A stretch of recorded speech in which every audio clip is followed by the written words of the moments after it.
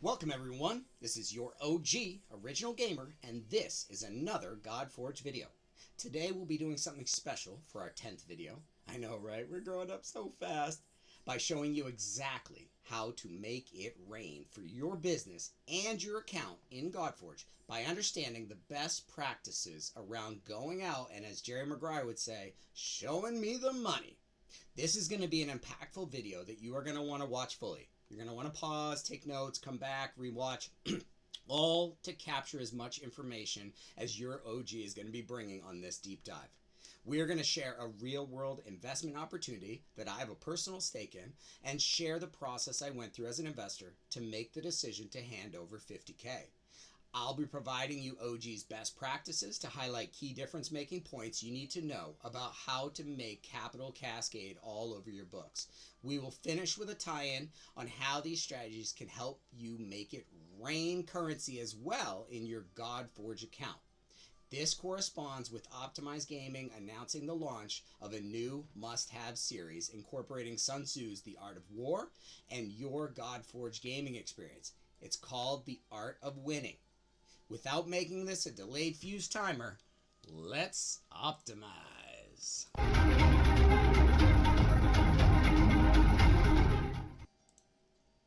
All right, so we are going to start here. So you have a company and you have a brilliant idea for a product or service, and maybe you've even paired it with the operational systems you need to deliver it reliably. So all that's really left for you to do is scale, right? But they aren't going to accept a rosy IOU as collateral for payment or payment for equipment or assets or materials or software. So this brings us possibly to our first and maybe our last segment called OG Wraps. And this, we're going to see how this goes. We're going to see how this goes. Now, this is Wraps with a W, you little whippersnappers. So, all right, here goes. So you find yourself needing some more dough to raise the roof on your company's revenue flow to a level where people start to know who you are more than a rising star. Your next breaking par for this course, a force to be faced, operationally paced to a speed tuning harmony that races results from what you can think to what you can see, to meeting the need of each friendly plea from the market you serve as demand carries the curve to the kingdoms above. Jack's beanstalk would love to grow like the rocket you hold in the palm of your hand, lifting the weight of the daily sand, gritty and grinding out a plan with eyes on the goal. A marble may roll but will always find the center in time. Iterate and improve if you're in a bind. Adapt your thinking mind to overcome the rutted groove and see that from far enough away everything looks smooth, but the friction finds the cracks and stays hidden, ready to attack when guards drop. Complacency stops the beta waves from hopping these land mines and saving so many from fear of forward steps, because success is really just about reps. Mic drop! Iterate and improve, y'all. Yeah, I have a secret desire to be an entertainer, I guess. All right. Let's move forward after that. Let's move forward. So, what is your experience likely to be if you are raising capital? We're going to talk about that here. Okay, so what would you normally do? Well, and you want to make sure you're raising capital, not raising cane. So what will your experience be like? So what you're likely to experience is you're going to have to write a business plan, right? You're going to have to strategize and put all these things down on paper. And I mean, that sounds like maybe a notch above doing your taxes as far as like things I'd love to do on a Saturday afternoon, right? So like, of course, not the most fun, but this is probably what you're facing first. Then after you write a business plan, now you're trying to attract or build a team that can execute that business plan, right? And I put it in this way because we're going to touch base on some of this in the best practices, but the difference between attracting a team and building a team is very interesting. And we'll talk about it more, but it's kind of an A and B testing, if you get what I'm saying.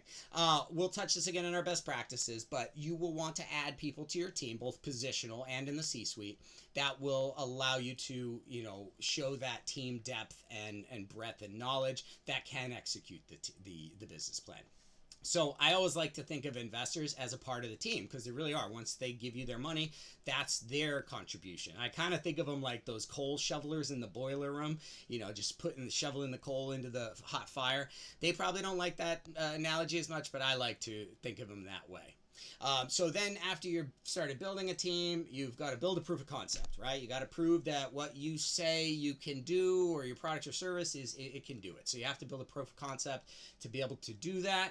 And then once you've built your proof of concept, you have to showcase it. You have to get it out there because that helps build interest and helps you do two things. One, it helps you continue to build your team, and then it helps you to build a prospective investor pool. So now there's 3 levels of interest to gauging your your interested investor pool.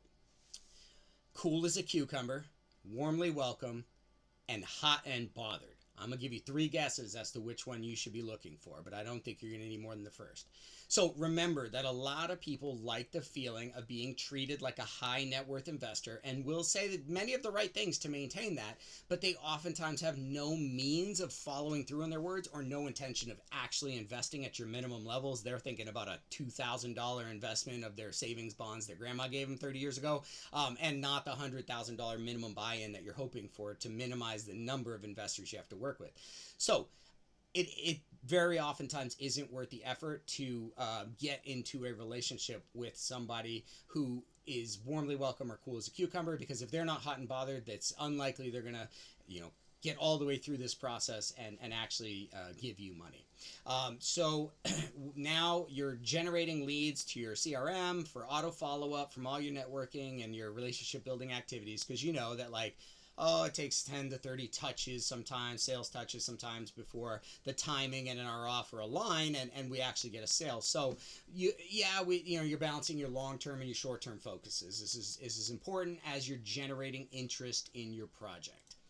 You also have to remember to file your compliance requirements in the United States. That means filing with the SEC or the Securities Exchange Commission. In other countries, you'll have to check with your local municipality for who you need to file what with. I wouldn't want to even begin to pretend I knew that. All right, and while you're filing your offering, you also want to choose which specific type you're filing. In the U.S., are you filing an IPO, an initial public offering, or a secondary offering? Or, as we're going to focus on in this video, are you filing a private placement? Are you raising money from private equity or angel investors?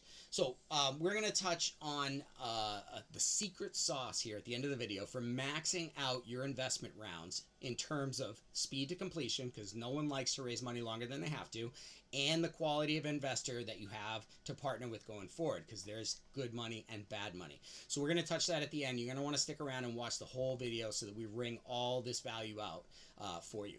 All right, so as you determine your appropriate exemption with the SEC or your local governing body, you doing a Reg A plus exemption, and it allows you to raise up to $50 million in a 12-month period through the sale of securities. Or maybe you're looking at things like Rule 147 or 148 exemptions, and those sometimes can apply to game development companies.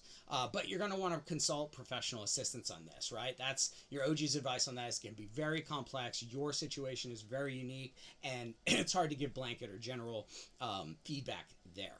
But you're doing 2 things at this point. One, you are preparing disclosure documents to file your your offering, and the other is you're building these documents for your investor package. The documents they're going to request anyways initially in the interaction. You want to have them prepackaged, look like you know what they should see and need to see, and have it already ready for them, and then maybe have some things they weren't expecting to shape that experience. This is a key differentiator. So normally you're going to be having a business plan and an executive summary and a pitch deck and your financial projections and all your financial statements. Those are all going to be in there. That's pretty much a given. You can search Google and find that. But we're going to talk more in our best practices around other pieces that you can add in to really make the most of this. So after you have done all your filing and regulation stuff, now you might enter into the due diligence process with your prospective investor. You're showing them the pitch deck, which is a strategic look at your company. Maybe you're sharing the business plan, which is more of an operational level look at the company. it's important that when you share an operational level look at your company that you're already starting to think in terms of OPSEC and IP protection, because your processes are a big piece as to how you deliver your product or service. And so you want to make sure you're balancing showing enough to give an investor what they need to see, but not giving the farm away. And then lastly, so you have a strategic level look, an operational level look, and a tactical level look. The tactical level look is down in the weeds, the optimization levels of specific processes, very granular financial data. All of that is a tactical level look. What we want to do is highlight our key difference makers here and kind of have a prepackaged narrative ready and show how that narrative is told by the financials. We want to guide them towards the numbers and show the story through the numbers rather than trying to open the Komodo on every process of how we do it, because it's never going to either look clean enough, you're going to die trying to do all that work. It's important to do all that work eventually, but in order to get it ready in time to go out and see investors, that'll kill you probably with how much work that would require. So you want to be careful. Everything that gets shown to an investor is just like being shown to a customer. It's not, it's forward facing. So you've got to make sure that's ready. So they may ask for tactical level looks. You need to be prepared for that and know how to have a controlled response. Lastly, this gets into investor nurturing versus in what I'm calling investor naturing. So do you have a guided path for your investors, or are they left out in the wild and cold to sort of fight their way to giving you their money before it's too late? It's kind of like order and chaos, some would say, but who knows which is right? Maybe it's just about striking some balance between the two. So after you finish, you are closing the investor, you receive a check, and you're happy, and everything is great, and you accept the capital. Now, the only key I would mention here from experience, nothing counts until the coins hit the bank. I have seen so many experiences, and not even malicious or anything like that, where money was delayed an extra week, because when you move large amounts of money around, you get all sorts of different rules that you're not used to and aren't expecting. And so there was just numerous examples where in the last hour, as we're about to receive the money, we get a delay, and there's nothing more morale killing than that. So, because then it feels like maybe it won't happen, maybe, oh, it's too much trouble now. So it's definitely a struggle, but something you're going to want to be looking for and just anticipating so that it doesn't have quite so much of an impact. All right, so we are going to switch back over to here now. And we're going to keep moving forward. Okay, so what to expect on the average? If you are a company positioned in an exciting industry and market space, and your product or service offer is aligned, enticing, and you appear organized, then you're going to start attracting early adopters looking to find the next big thing. On day one, it is important, imperative really, to set up a CRM system to capture these interested leads, even if you're not ready to accept capital yet. These individuals can see a high-level strategic look through your pitch deck or a presentation you put together or a video at the investment opportunity, that shows what the market is in, what market you're in, what distinction you bring, and how does your plan focus on doing what you say you're going to do. This is going to excite 80% of the people who see it, naturally, because they're the people who want to see it, and it's exciting. This is one of the biggest traps in raising capital effectively in my experience. You get extremely high initial conversion rates of prospective people to highly interested prospective investors, what we would call hot and bothered. It excites your inner team, but it can be extremely misleading, as we'll see. So, the other two levels of interest, casually interested, or, and meh, or like whatever, I guess it's okay. Those are both really no's. You can keep the casually interested if you want to and just set them up on auto touches with your CRM, but you don't want to spend a lot of time with either of these two groups, because they're not, if you have to be very motivated to invest a lot of money into something. So if they're not motivated even really above neutral, then trust me, you're almost not going to get you perfectly, not going to get them there. So you really just want to be spending time with those prospects that are hot and bothered about what your company is doing. And then you can ensure and spend all your time making sure they align with your values, priorities, and future vision. You can really be doing that work. So then you only have the best partners to go forward with. So now getting back to what to expect, right? These excited investors that just saw your pitch deck or whatever only have one direction to go. And that's not a boy band joke. That's deeper into your business. They drop from the initial strategic level at your world and down into the operational level. This is where we see beneath the surface at how the processes work, the systems, and how the labor is employed to produce the result that is either less expensive or higher quality or something that's unique in the marketplace.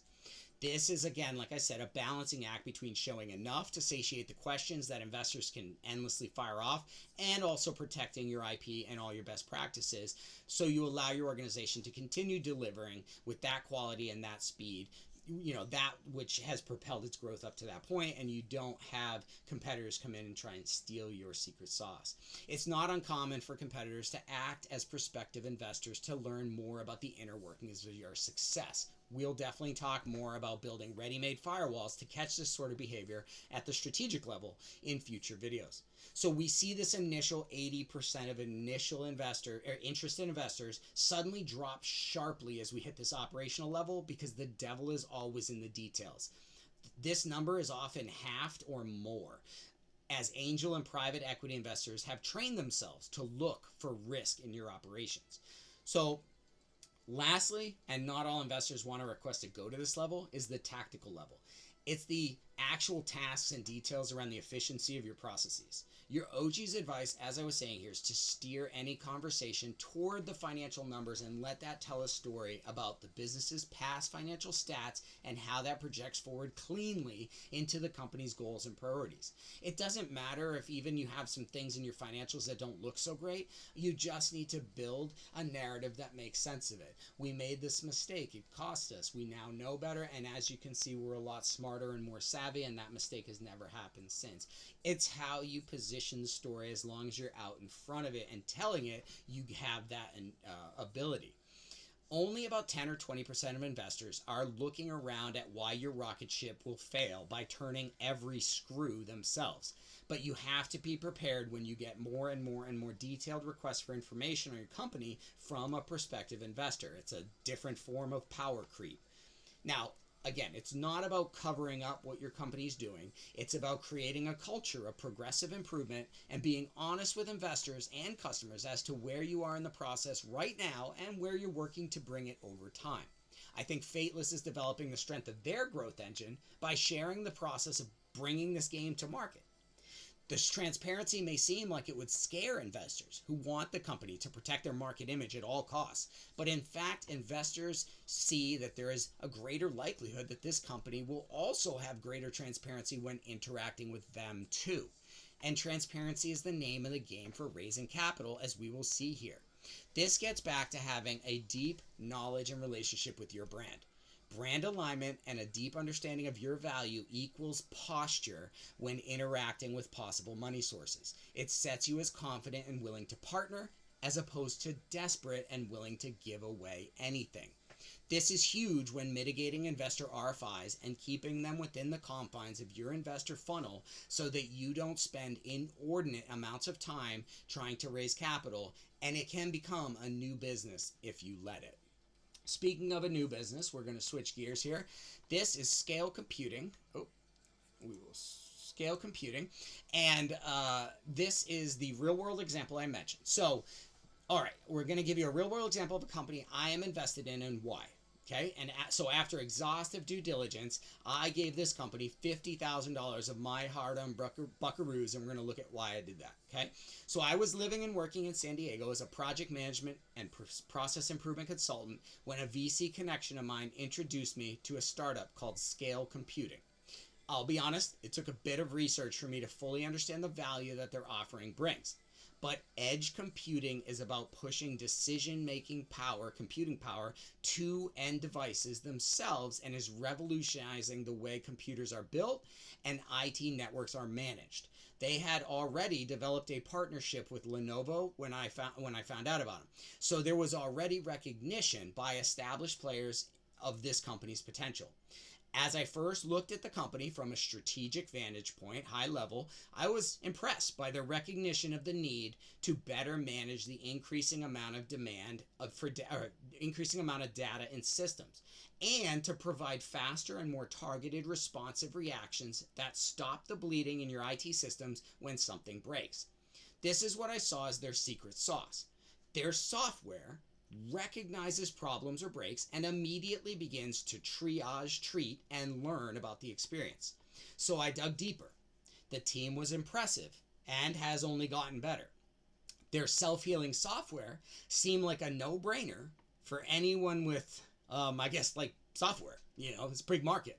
But of course, companies, B2B, would have the most capital to put toward investing, rolling out this sort of a dynamic systemic shift.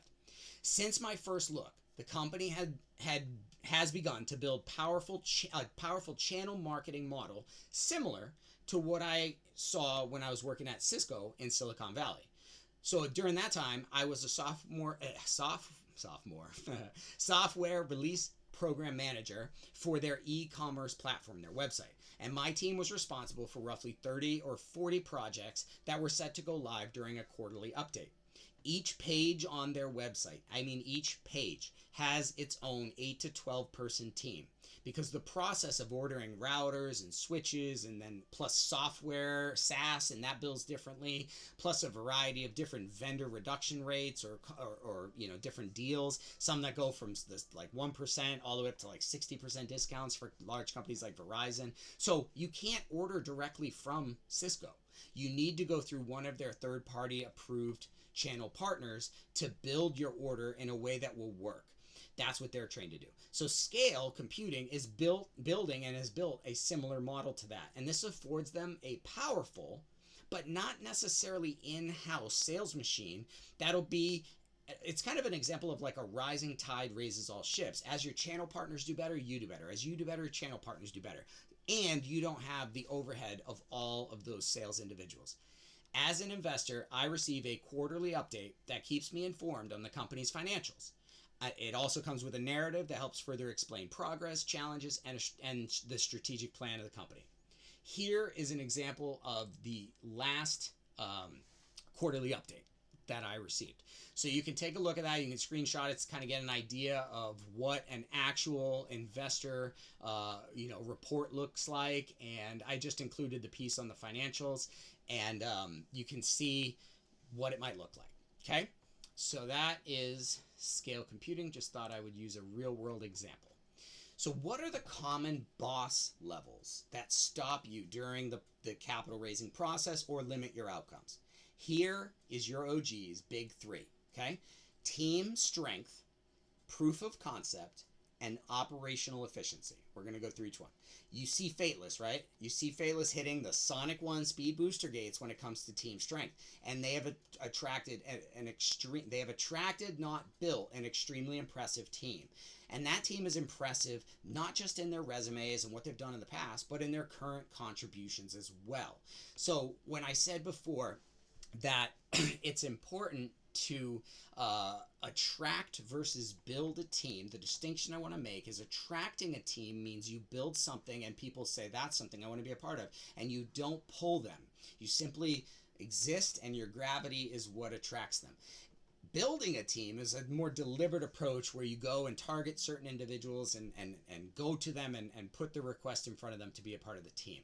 Two very different ways to build a team. I think Fateless is taking the better road. The next one, proof of concept. Having a proof of concept that already looks better than most games we've seen in finished state, I think is not a bad start. But I don't care about that near as much as I do the fact that they have a culture of progressive and continuous improvement. Why is that important for raising capital? Investors naturally extrapolate on their own.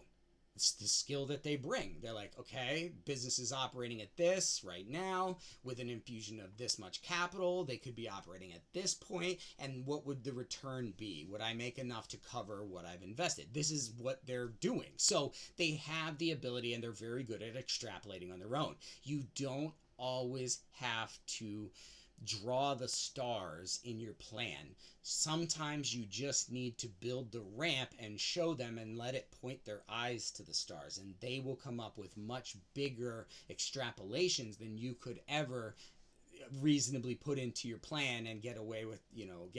So that is just a tip on proof of concept. I think obviously the game looks amazing, so that's their proof of concept. Third, operational efficiency. This shows that the organization has goals, priorities, and the discipline necessary to survive the open seas of the global market. This is typically communicated in the form of a business plan, a pitch deck, executive summary, 5 to 7 year financial projections, and in any documentation you may have built, such as employee handbooks or desktop procedure binders. These clearly show how the roles in your organization are deliberately tasked to the highest efficiency level achievable at this time. We will talk about why that is so important as we get deeper into the dive. Okay, so I lied. Instead of a big 3, there's actually a big 4. There is one more crucial and often forgotten element, like a key. It unlocks or powers all the previously mentioned priorities. That is team strength, proof of concept, operational efficiency. This is the makes it betterer, the bad A buffer. All right. We will be revealing the secret sauce here, okay? So now, if you're just catching up quickly on your phone or something like that, maybe you pause the video, you come back later, or whatever strategy works best for you. Your OG says, dude, no worries, bro. You do you, and we're going to be here for you either way, okay? So that's all I wanted to know. But of course, subscribe, like the videos, because that makes it easier for him to find them. All right, so what is this secret sauce, this big number 4 that needs to be focused on? Okay. You're probably not even guessing it because it's not something most people think about or want to think about. And that is, what is the company's exit strategy? And you're like, oh, gee, I don't want to talk about leaving the company. I'm all excited and I want to tell my investors how I'm so committed and excited to the company. No, I understand. I understand that. But you've got to look at it through the eyes of an investor, not through the eyes of a founder. I'll explain. Okay, so the exit strategy of a company is oftentimes the phase gate line for your investor to get repaid. It is a repayment event where it's a buyout or an IPO or something along those lines that there's going to be a large amount of money moving, and this is a perfect opportunity for the investor to recoup his investment plus, or her investment plus, extra. So you need to build an exit strategy into your plan in order to show your investor, not necessarily an exit strategy in terms of when you may exit the company, but when they will be able to exit the company if they want to. Now, you can obviously offer a choice there and say you can exit with this amount of cash or keep it rolling. There's definitely that sort of strategy too, but without an exit strategy, it doesn't give the investor 2 things that they need. One is an exit point, like a clear exit point in the future, and 2, it does not tell them why you are building this company. Because if you're building the company so that it can be bought out by one of the giants in this space, and you're going to get a huge windfall of money and be good for life, and that's why you're doing it. And there are many entrepreneurs that do that build companies just to sell them off, and there's nothing wrong with that, and no shade. Everybody's just trying to make it, So that's one approach. And if you're doing that, then your exit strategy needs to align so that the investor can go, oh, okay, I get it. That might be a better instance sometimes for an investor. Investors get more worried when they see a founder who may never leave, and they worry, but what will be the event that will get me paid, get my money back? If not, if there isn't a clear sale point or a time when a lot of equity will be moving hands. So that's why an exit strategy is so important. It gives the investor your why for building the company. Even if you explain, I plan to stay on, but this is how we will be closing out the, almost like early phase of the company, is there's a set line in the future that investors will be repaid, or there's a set amount. Now, you don't have to always have it time sensitive. Just like in the military, our missions can be time driven, or they can be objective driven. So like this set of conditions, and you will be paid out. If we have all of these things happening, then we will repay our investors, because we know we'll have the opportunity to do it, and so then we'll jump on it and we will repay all our investors at that point. So you need to put that out there for the investors to be able to see that. Okay. So OG's best practices are continuing right on from that. That wasn't even OG's best practices yet. I was just a freebie. But anyways, the 4 stages of the investor's life, right? Strategic, operational, tactical, and then a closed investor, someone that is given money. This is mostly a due diligence process, and it's very similar to a sales funnel. They move through that process where more people at the beginning, and it gets down to only the few at the end who are really serious about doing it and have the money and want to do it now. What is your lead generation strategy for attracting qualified investors who are ready to invest their liquid assets now? Not all net worth is equal, and you're going to learn about this as you work with enough investors. That some, despite having talked to you for the last 6 to 9 months straight, will magically need another 30 or 60, even 90 days sometimes to liquidate their assets in order to have currency that you can receive. This sort of thing needs to be discussed very early on in the investigative questions and those initial meetings and discussions with that investor in order to flush those out. You don't want those to go too far down the line, because early in the process, that investor feels more casual and might not be quite as guarded about their intentions. You might be able to find out right off the bat what they're there for. So an example of that is taking interest in what they do and learning more about, like, okay, where does your capital contribution, where would it come from maybe, and that's important. It not only does it make sure it's not from an illicit source that could just get you linked to something that's going to get you in trouble, but it also helps you build rapport with this new customer segment of your company. So while there are many organizations also where investors like group together and for additional leverage, I've found these may not always be the best sources because they're far less flexible. They oftentimes need to get consensus on decisions where an individual who's just got their own decision making won't drag out that timeline quite so long. Next best practice, niche segmentation is even more important here than like regular marketing, because investor is a broad term. What is the net worth? What is the annual revenue levels that you think best match your offering? There's 100 million and 10 million, and both of them have enough money to invest in you, but they're very different, niches to go after. Where do you find that sort of person or people? You got to be a little bit of a detective here, but you want to put yourself in that high net worth investor's shoes and think like a whale.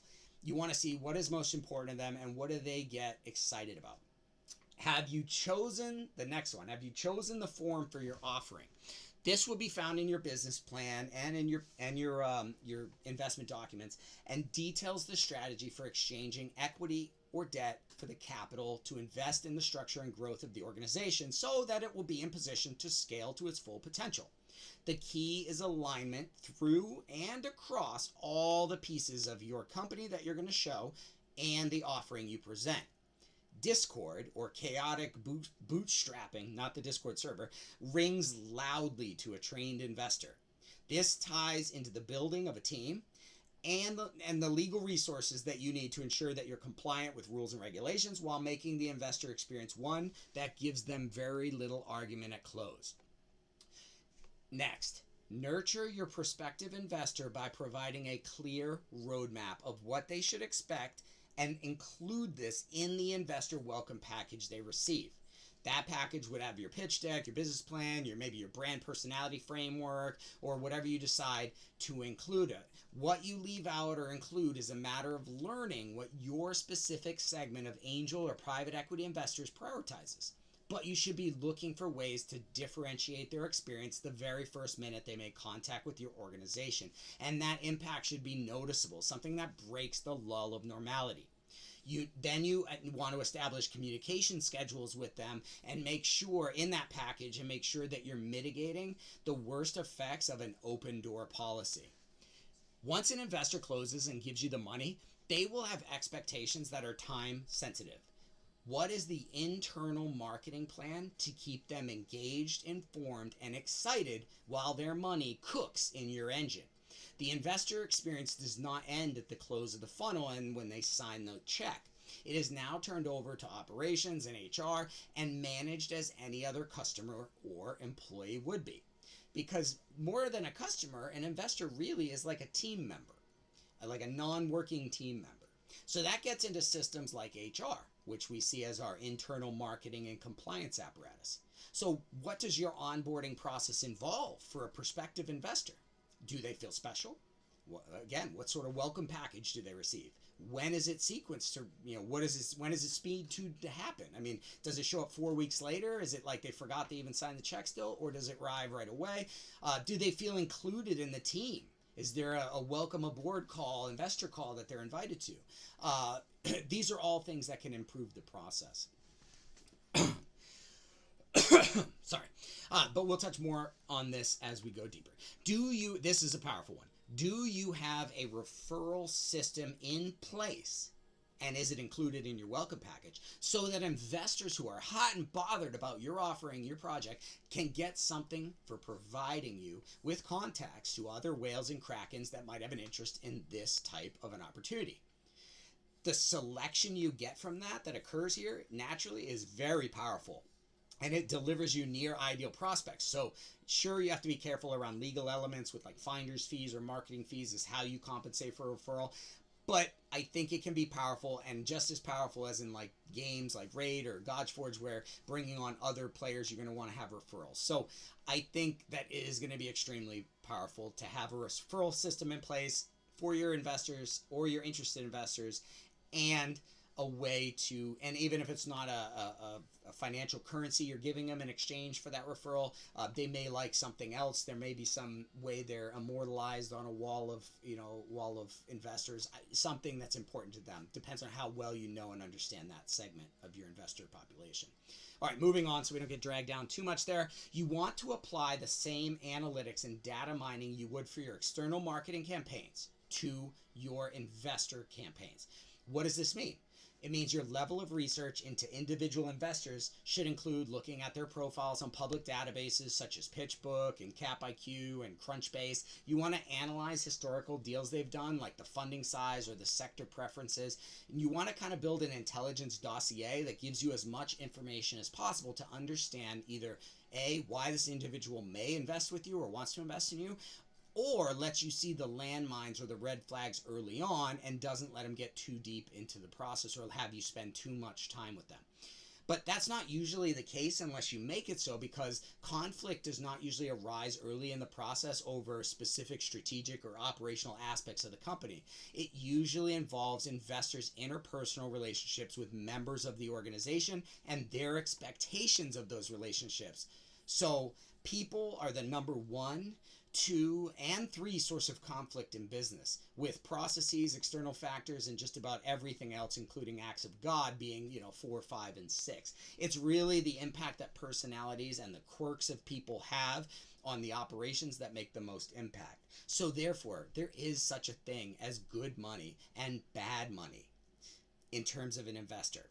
But boy, does it take a healthy set of stones to walk away from bad money when that check is sitting right in front of you, and not bring someone into your family or your team whose interests and intentions or values just will simply conflict given enough time.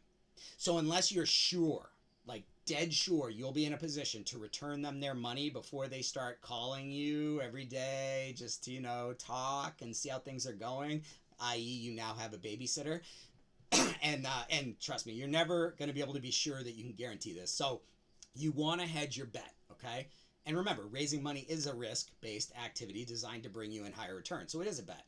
You want to hedge your bet by thinking of the experience as this 50-50 split or balance of their interest in being an investor balanced against your interest in their money.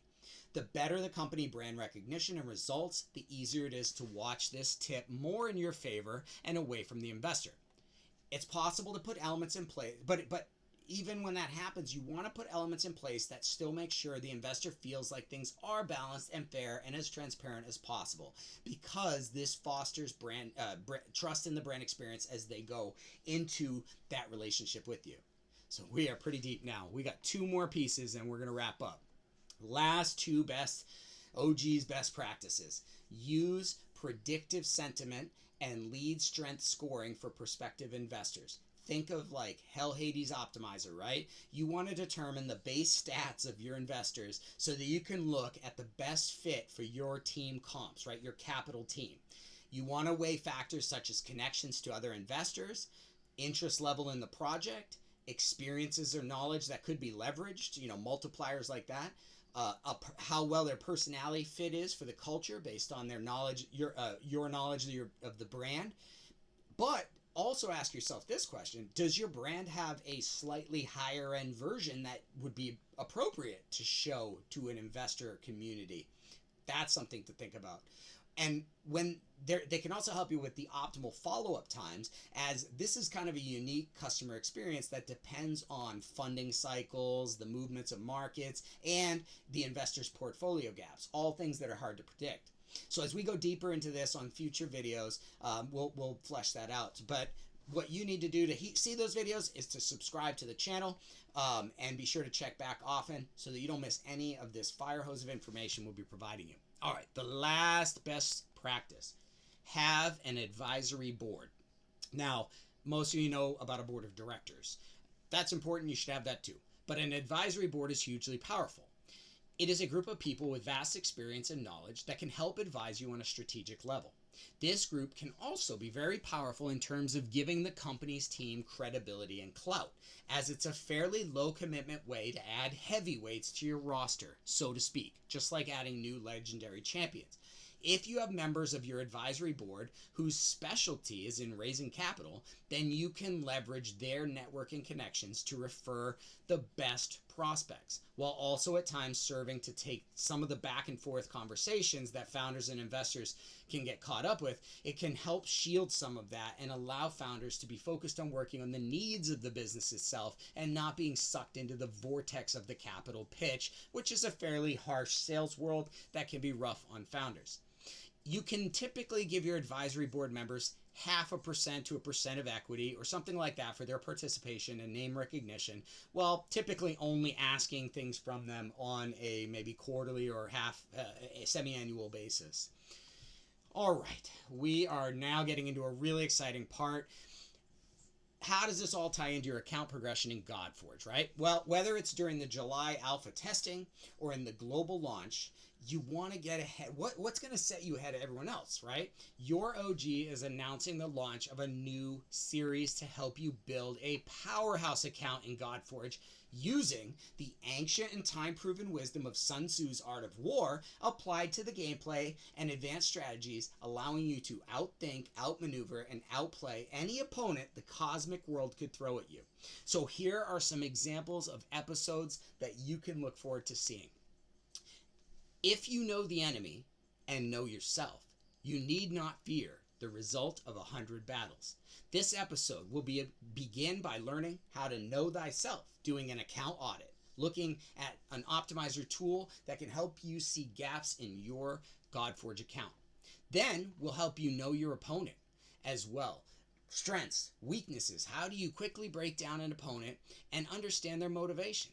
What drives them? Are they out for conquest, liberation? It all plays in. With this episode, how will this episode help you in Godforge? Well, we'll be testing the most innovative builds and combinations, and we'll be helping you increase your understanding of the interconnectedness of stats and functionalities such that you can deliberately raise your account through focused improvement areas. Another example, all warfare is based on deception. This is Sun Tzu's wisdom that is the theme for this episode. We will learn how to build deception and unpredictability into our strategy to keep the enemy from orienting to us and allowing us to stay out ahead of their decision-making process. We will learn how to max out each champ while not necessarily flaunting their strengths, so that in areas such as arena, your opponent does not adapt to your strengths before the fight begins. We're going to be looking at off-meta pairings and combo chains to create unexpected synergistic outcomes. You are not going to want to miss this episode, and you're not going to want to miss all that the channel will be putting out. Another episode, he will win who knows when to fight and when not to fight. Sun Tzu did not subscribe to the belief that retreat was a negative. Just like Marines, we're just attacking in a different direction. We're not retreating. We will look at tactical retreats, feints, and luring the enemy out so that we can begin to observe and learn from them, and thus getting ahead in the OODA loop race. By letting your enemy race off quickly in the wrong direction, it's a great strategy for gaining an advantage.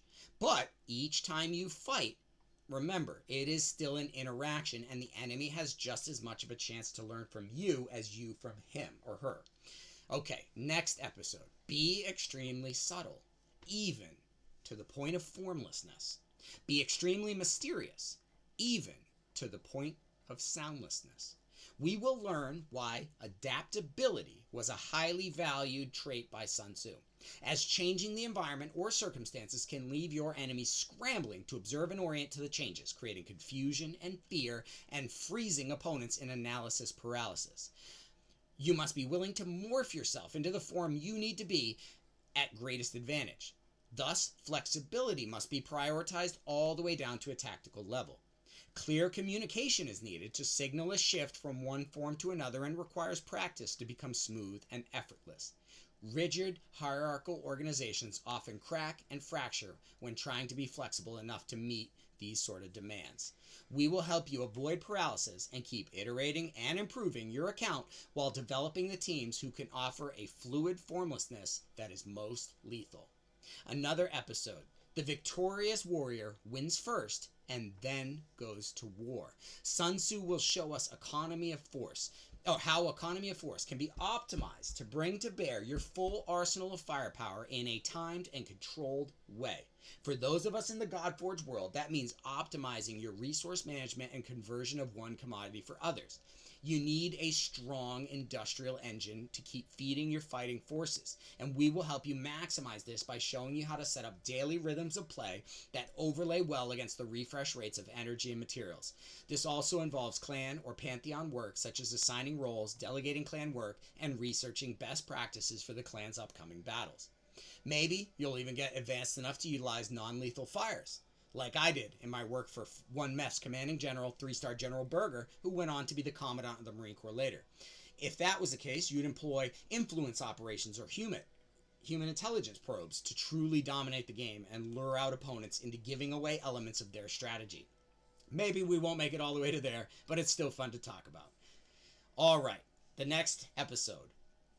Victorious warriors win first and then go to war. Defeated warriors go to war first and then seek to win. In this episode, we will not just focus on the hard skills, but also the soft skills like morale, which Sun Tzu believed was a crucial factor in battle. This means boosting clan or pantheon morale with fun contests, competitions, and advancement for effort. Controlling and mitigating morale killers like toxicity and communication channels is going to be key, and we're also going to be ensuring that there is a rally after tough beats or morale hits. We'll talk about this more in this amazing series called The Art of Winning, a truly optimized approach to your gaming and real-world navigation. So the last 2 episodes, one is to subdue the enemy without fighting is the acme of skill. In this same vein, in this episode, we will discuss the theme of non-action, or woo-wee. Woo-wee, that's WW, that's the same initials as workwish.ai. We'll take a second to thank workwish.ai for sponsoring this channel and for allowing this content to be put out. Workwish.ai is a leader in automations and provides coded and non-coded automations for small businesses that allow them to compete with the Goliaths. So thank you, Workwish. Sun Tzu believed in non-action or woo-wee, and he believed that at times it was the best strategy to employ to avoid generating too many fronts at once. Bleeding strong enemies of their resources by pitting one against another and waiting to attack the weakened victor was a Sun Tzu favorite. Diplomacy also worked well in this space, as it gave the ability to generate time and space for repositioning forces and strategic rethinking. Lastly, what enables the wise sovereign and the good general to strike and conquer is foreknowledge. We will help you in this episode build an intelligence machine that generates a flow of usable information products that you can mine and analyze for actionable intelligence. For Godforge, you're going to want to subscribe to this channel and set your notifications to alert so that you never miss a video once it's released. This intelligence machine is going to be a forward point in your observe function. The more we can know about our opponents, the more iterations we can take, and the greater improvement we can see in achieving the mission. Watching what other clans or pantheons are doing, checking leaderboards, and doing deep dives on the secret sauce of leaders will be something that your OG will be providing to make it possible for you to stay on top of the most crucial aspects of your strategies. And if you really want to dial in your intel, you should join Fateless's Discord server, where you can talk with Fateless employees, the founders, content creators, and other gamers like yourself. All right, so we're moving to our final thoughts. We've covered a lot today, going really deep on the mechanics of raising huge piles of cash while also understanding whose fingers might be holding that cash last. We saw a real-world example of venture space investment and looked quickly at the process your OG went through as an investor.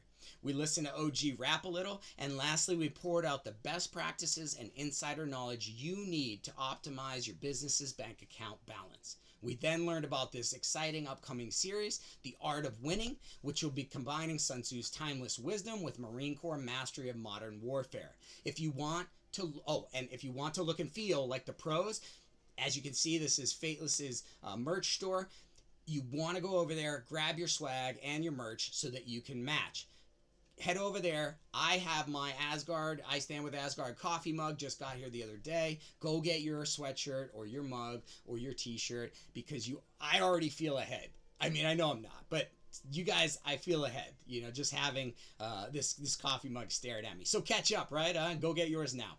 But thank you for staying with us all the way to the end. Be sure to subscribe to the channel, like, comment if you feel compelled, and we'll see you here again soon. Take care of yourself, and remember, play smarter.